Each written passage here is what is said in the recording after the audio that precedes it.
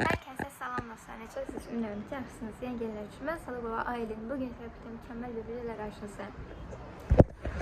Bu günlərim mənə bir sual verilib və kömək istəndi. Mən də dedim ki, niyə bunu daha ətraflı həm bütün izləyicilərimə, həm də bunu istəyən izləyicilərimə cavab vermirəm. Demək, mənə daha doğrusu sual verilib ki, mən bir kitab yazmışam, lakin həmin kitab 9 səhifə olub və mən onu daha da uzatmaq istəyirəm, yəni roman etmək istəyirəm. Sənin fikrin varsa, mənə kömək edə bilərsən. Səhvlərimsə belə idi. Və mən dünən gecə yatmadan qabaq daha doğrusu bu boyda şey hazırlamışam. Həftəmin də bərbadlığına gecə yazdım, başa düşülür. Demək, başlayaq. İlk öncəliklə biz özümüzə sual veririk və mütləq kənarda bir yerdə qeyd edirik bunu ki, yadımızdan çıxmasın. Demək, mövzumuz nədir?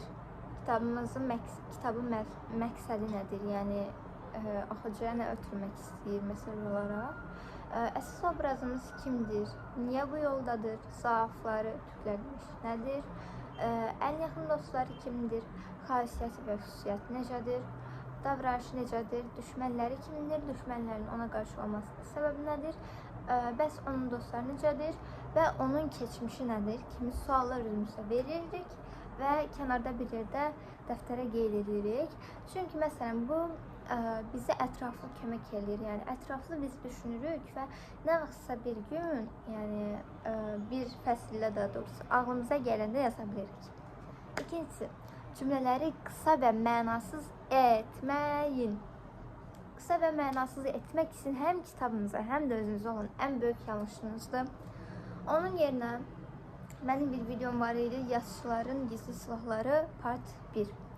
Ora tez gedib baxırsınız, orada mən demişəm, cümlələr mənasız olur.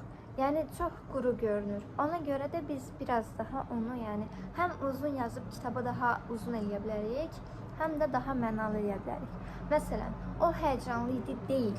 O qədər həyəcanlı idi ki, tez-tez saatına baxıb dodağının kənarını dişləyirdi. Yəni bu həm daha uzun, həm də daha mənalı edilir. Yəni o daha həyəcanlı idi deyəndə onsuz hamı bilir o həyəcanlı idi. Yəni quru qalır deyə bu səhv özünüzə etməyin.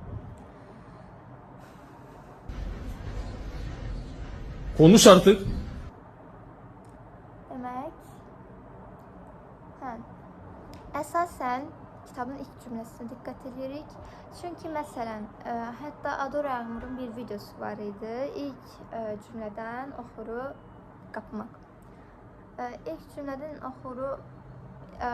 oxucunu da doğrusu kitabın içine cəlb etmək lazımdır. Çünki biz özümüz də yəni həm anotasiyaya, həm kitabın cildinə, sonra da açıb kitabın ilk cümləsini oxuyuruq və daha sonra ona görə də əgər oxucu onu bəyənirsə almaq məcburiyyətindədir. Yəni bəyənirsə almalıdır da yəni. Ona görə də ilk cümləyə hamısından daha çox diqqət edirik. Çünki mən burada yazmışam ki, dünyama xoş gəldin və ya mənimlə birlikdə macəraya atılaq deyə başlayan kitab cümləsinin oxumaz. Bu sadəcə nümunə edir. Buna başqaları da ola bilər.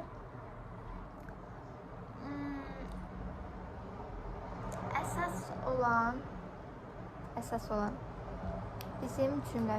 bizim kitabımızın ilk cümləsidir. Bunu unutmayın.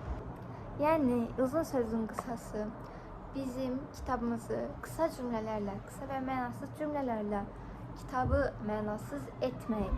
Lazım olar bir fəslə həm obrazın ifadə edə bilərsiniz. Yəni bir fəsil dedim, yəni 5-6 səhifə ola bilər və ya daha uzun ola bilər. O müəllifin özünə qalıb.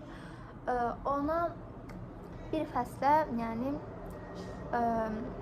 obraz ifadə edin. Obraz kimdir, nəçidir falan, yəni bunları yazın. Başqa bir fəslə, amma yeri gəldiyində əgər varsa keçmişini yazın. Çünki bütün obrazlar keçmiş olur və bu mütləqdir. Baxın, tam yerində. Hər hansı bir sevdiyinə, bir dostuna, nə bilim, düşməni ilə olan dostuna Yəni düşməni olan dostuna, yəni əvvəldən düşməni olub, yeni dostu olan dostuna, keçmişini anlatsın, yəni danışsın. Bu mükəmməl olar, yəni bunu etmədim deməyin, mükəmməl olacaq, yəni keçmişini danışanda.